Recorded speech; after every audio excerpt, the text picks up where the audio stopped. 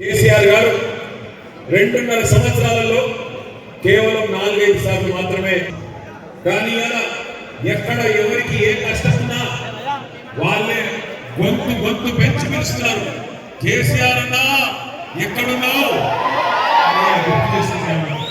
ఎందుకు ముఖ్యమంత్రిగా ఇక్కడ రేవంత్ రెడ్డి గారు ఉంటే ఎందుకు ఇంకా ప్రజలు కేసీఆర్ గారిని తలుచుకుంటున్నారు, ఎందుకు ఆయనని యాద్ చేసుకుంటున్నారు మనం గుర్తు చేసుకోవాల్సిన అవసరం ఉంది. ఒకసారి భవిష్యత్తు గురించి మాట్లాడుకునే ముందు మన గతంలో కూడా తొంగి చూడవలసిన అవసరం ఖచ్చితంగా ఉంది. మీ గుర్తుండాల మా తమ్ముడు శ్రీపురం యాదయ్య, ఇదే మహేశ్వరం బిడ్డ. ఆనాడు ఉద్యమంలో తమ్ముడు శ్రీపురం యాదయ్య విశ్వవిద్యాలయం ఉస్మానియా విశ్వవిద్యాలయం గేట్ ముంగట ఆ రోజు పెట్రోల్ పోసుకొని మరి తెలంగాణ రాదేమో, తెలంగాణ రాకపోతే మా ప్రాంతానికి మా ప్రజలకు మా అన్నదమ్ములకు కొలువులు ఎట్లొస్తాయి అని చెప్పి ఇదే మహేశ్వరం ముద్దు బిడ్డ యాదయ్య ఆ రోజు ఉస్మానియా విశ్వవిద్యాలయానికి వచ్చి అందరు చూస్తుండగా నిప్పుల కనికలాగా మండిపోతూ తన పెయి దహించకపోతున్నా తాను కాలిపోతున్నా జై తెలంగాణ అంటూ నినాదం ఇస్తూ అమరుడైనాడు శ్రీపురం యాదయ్య. ఒక యాదయ్య గారు మాత్రమే కాదు, వందల మంది పిల్లలు ఆ గ్రామంలో ఒక భావోద్వేగంతో నేను చచ్చిపోతానన్న రాష్ట్రం వస్తుందేమో, నేను సస్తేనన్నా కాంగ్రెస్ కళ్ళు తెరుస్తుందేమో అని చెప్పి ఆ రోజు వారందరి స్ఫూర్తిని తీసుకొని మరి ఇంత కష్టపడి తెచ్చిన రాష్ట్రం, దీన్ని మనం తెరులు కానియద్దు, పాడు కానియద్దు, మరి నవ్వేటోళ్ళ ముంగట జారిపడద్దు. యాదకుండాలి మీ అందరికీ ఎన్ని మాటలు అన్నారు మన నాన్నాడు. అవునయ్యా రాష్ట్రం వస్తుంది కానీ మీకు నడిపేంత సినిమా ఉందా? రాష్ట్రం నడిపే సత్తా మీకున్నదా? మీకు నాయకత్వ పటిమ ఉన్నదా? లీడర్షిప్ క్వాలిటీస్ ఉన్నాయా మీకు అని చెప్పి మాట్లాడిన వాళ్ళు ఎంతమంది ఒక్కసారి యాద్ చేసుకోండి. అందుకే ఇలా గర్వంగా అనిపిస్తాను. 10 ఏళ్ళు పరిపాలన, ఒకవైపు ప్రజా సంక్షేమం, మరొక వైపు మరి అభివృద్ధి, రెండింటిని జోడింపుల మాదిరిగా జోడించి ముందుకు తీసుకొని పోయినాం. కాబట్టి కేసీఆర్ గారిని 2 సార్లు అఖండమైన మెజారిటీతో తెలంగాణ ప్రజలు గెలిపించారు. మరి ఏమైంది మూడవసారి ఏమైంది మనం ఆలోచించవలసిన అవసరం ఉంది. ఇవాళ నష్టం ఎవరికి జరిగింది? కేసీఆర్ గారు ఓడిపోవడం వల్ల ఎవరు నష్టపోయారు తెలంగాణలో? మా సోదరులు నేను ప్రార్థిస్తాను ఒక్కసారి విశ్లేషించండి. కేసీఆర్ గారికి పదవులు కొత్తగా, ఆయన అన్ని పదవులు చేసిండు. 2001లోనే ఆయన మంత్రిగా, డిప్యూటీ స్పీకర్ గా ఉన్న పదవులు పక్కకు పారేసి ఎత్తిన వదిలిపెట్టను అనే ఒక కమిట్మెంట్ తో బయటకు వచ్చిన నాయకుడు కేసీఆర్. ఇవాళ 50 సంవత్సరాల అనుభవం ఉంది కేసీఆర్ గారికి రాజకీయాలు. ఆయన వయసు 72-73, కానీ ఆయన చాలా చిన్న వయసులోనే రాజకీయాలు వచ్చింది. గత 41 సంవత్సరాలుగా కేసీఆర్ గారు ఎమ్మెల్యే పదవి నుంచి మొదలు పెడితే అన్ని పదవులు చేసింది. 41 ఏళ్ళు ప్రజాప్రతినిధిగా వరుసగా కేసీఆర్ గారు ఎమ్మెల్యే పదవి చేసిండు, ఎంపీ పదవి చేసిండు, రాష్ట్ర మంత్రిగా కేసీఆర్ గారు పనిచేసిండు, డిప్యూటీ స్పీకర్ గా పనిచేసిండు, కేంద్ర కేబినెట్ లో మంత్రిగా పనిచేసిండు. ఆఖరికి మీ అందరి దయతో 10 ఏళ్ళు తెలంగాణ ముఖ్యమంత్రిగా కూడా కేసీఆర్ గారు పనిచేసిండు. ఆయనకు పదవులు కొత్త కాదు, ఆయనకు మళ్ళీ గెలిస్తే మళ్ళీ వచ్చేది అదే ముఖ్యమంత్రి పదవి. కానీ ఇవాళ నష్టపోయింది ఎవరు? కేసీఆర్ గారా లేదా తెలంగాణలోని పేద ప్రజల? మీరు ఆలోచించండి. కేసీఆర్ గారి పరిపాలనలో ఆ రోజు ఏం జరిగింది అంటే మీరు ఒక్కసారి పేపర్ ఇవాళ చూస్తే మీకే కనబడుతుంది. నిన్నటికి నిన్న మేఘాలయ రాష్ట్రానికి సంబంధించిన ముఖ్యమంత్రి కాన్రాడ్ సాంగ్మా గారు నిన్న హైదరాబాద్కి వచ్చి command control centre, ICCC integrated command control centre అక్కడ మొత్తం చూసి పోలీస్ వాళ్ళతో సంభాషించి ఇట్లాంటి అద్భుతమైన నిర్మాణం ఎంత బాగా కట్టిండు కేసీఆర్ గారు అని చెప్పి నాకు స్వయంగా ఫోన్ చేసి బ్రదర్ కేసీఆర్ గారికి చెప్పు, మాలాంటి నాయకులు మాలాంటి అభినందిస్తా ఉన్నారు. అంటే పోరాట యోధుడే పాలకుడైతే, రాష్ట్రాన్ని సాధించిన నాయకుడే పరిపాలిస్తే ఎట్లా ఉంటుంది అంటే ప్రజలకి మంచి జరుగుతుంది. దేశంలో తెలంగాణ నంబర్ 1 అయింది. కానీ వాళ్ళ అన్ని రంగాలలో ముందుకు దూసుకొని పోతున్నాం.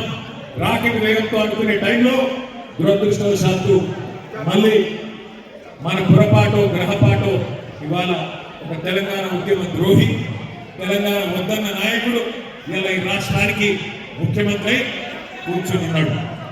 ఇవాళ ఎట్లా తయారైందంటే తెలంగాణ రాష్ట్రం మీకు తెలిసి ఇప్పుడు మహేశ్వరంలో ఉదాహరణ చెప్తా ఉన్నాం.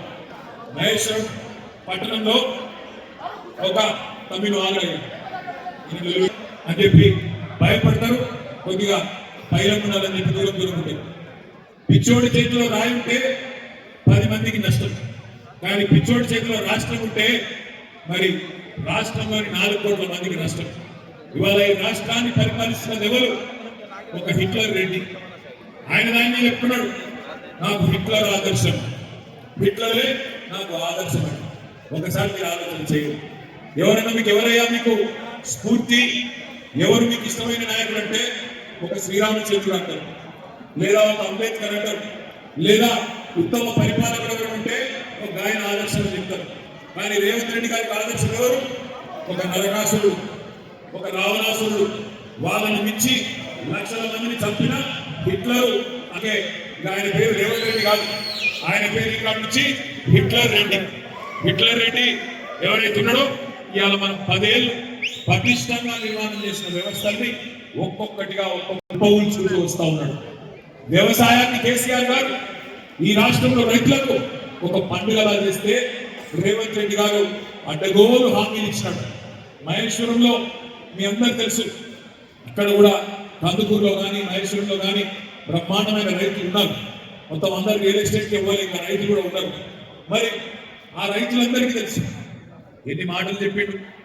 కేసీఆర్ 2 పంటలకే రైతు పంపిస్తున్నాడు, 3వ పంటకి ఇయ్యడా, 3వ పంటకి ఇయ్యవా కేసీఆర్ అని మాట్లాడాడు. అట్లాగే ఆ రోజు చెప్పిన మాట మీకు గుర్తుండాలి. నవంబర్లో తీసుకుంటే 5,000, డిసెంబర్లో తీసుకుంటే 7,500. కేసీఆర్ ఎకరానికి 10,000 ఇస్తే నేను 15,000 ఇస్తాను. కేసీఆర్ ఒక ముసలోనికే పెన్షన్ ఇస్తున్నాడు, నేను ముసలవ్వకు ముసలయ్యకు తాతకు ఇద్దరికి ఇస్తాను. కేసీఆర్ 2,000 ఇస్తే నేను 4,000 ఇస్తాను. కేసీఆర్ మరి ₹1,00,000 లగ్నానికి ఇస్తే నేను తులం బంగారం ఇస్తాను.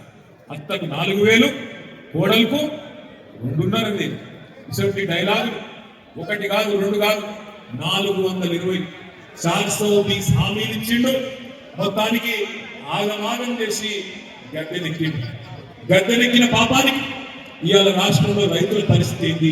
దయచేసి మా మహేశ్వరం కందుకూరు రైతన్నలు మీరు ఆలోచించాలని చెప్పి నేను ప్రార్థిస్తా ఉన్నాను. ఏంటి పరిస్థితి ఈరోజు? రైతు బంధు దేవుడు ఎరుగు, కనీసం యూరియా దొరకని పరిస్థితి వచ్చింది. ఆనాడు కాంగ్రెస్ ప్రభుత్వం ఉన్నప్పుడు ఎట్లయితే యూరియా కోసం మళ్ళీ లైన్లు కట్టే పరిస్థితి ఉండేదో ఈరోజు మళ్ళీ అదే రోజులు దాపురించినాయి. యూరియా కోసం కొట్లాట ఇంకా ఘోరం. నేను ఇక్కడికి వచ్చేటప్పుడు యూరియా షాపులలో దొరకలేదు, అందుకే ఏం చేసినారు, యూరియా షాపులో కాదు యాప్లో పెడతాం, యాప్ ఫోన్లో యాప్లో పెడతామని చెప్పినారు. ఇక్కడికి వచ్చేటప్పుడు చూసినాను, ఆ యాప్లో యూరియా యాప్లో ప్రభుత్వం తీసుకొచ్చిన యాప్లో మీ రంగారెడ్డి జిల్లా పేరే లేదు. అంటే రంగారెడ్డి జిల్లాలో రైతులు లేరా? రంగారెడ్డి జిల్లా పేరు లేదు, మేడ్చల్ జిల్లా పేరు లేదు. మరి రంగారెడ్డి జిల్లా మేడ్చల్ జిల్లా రైతాంగం లేరా? ఇక్కడ రైతులకు యూరియా అవసరం ఉన్నదా? వ్యవసాయం అంటే ఈ ప్రభుత్వానికి ఎంత తెలివి ఉన్నది, ఎంత అవగాహన ఉన్నది వీళ్ళకు, దాన్ని బట్టే మనం చూడవచ్చు. ఏం జరిగింది మరి 2.5 సంవత్సరాలు? పెద్ద పెద్ద మాటలు చెప్పి గద్దెనెక్కిన రేవంత్ రెడ్డి గారు, పెద్ద పెద్ద మాటలు చెప్పి అద్భుతమైన డైలాగులు బట్టి యాక్టివ్ చేసి గద్దెనెక్కిన బట్టి విక్రమార్క గారు ఏం జరిగింది అంటే సమాధానం చెప్పేటోడు లేడు. మీకు గుర్తుండాలి, ఎలక్షన్లకు ముందు రేవంత్ రెడ్డి గారేమో రజనీకాంత్ లాగా డైలాగులు పెట్టాడు, నేను ఇది చేస్తా అది చేస్తా, కేసీఆర్ ₹1,00,000 రుణమాఫీ చేస్తే 2 లక్షలు చేస్తా అని రేవంత్ రెడ్డి గారి డైలాగు. ఇక బట్టి గారైతే కమల్ హాసన్ మించిన యాక్టింగ్ చేసింది. మీకు అనుకున్నారు ఆ కార్డు ఇచ్చింది, కార్డు గ్యారంటీ కార్డు అని ఇంటికి మంచిది అనుకున్నా మర్చిపోయారు మీరు. గ్యారంటీ కార్డు అని మంచిది. బట్టి గారు ఇంత అందంగా చెప్పిండు, ఏమన్నాడు, ఈ కార్డు భద్రంగా పెట్టుకోండి, జాగ్రత్తగా పెట్టుకోండి, 100 రోజులు పైలంగా ఉంచుకుంటే 101వ రోజు మా వాళ్ళు వస్తారు, ఇంటింటికి వస్తారు కాంగ్రెస్ కార్యకర్తలు వచ్చి మీకు ఒక్కొక్క కుటుంబానికి 2,50,000 రూపాయల సంవత్సరానికి లాభం చేసే కార్యక్రమాలు చేస్తాం. ఒక్కొక్క కుటుంబానికి 2.5 లక్షలు ఇస్తామని చెప్పి కమల్ హాసన్ గురించి యాక్టింగ్ చేసి ఇవాళ నేను అడుగుతా ఉన్నా బండి విక్రమార్క గారికి, ఏం చేయాలి ఆ కార్డుల్ని?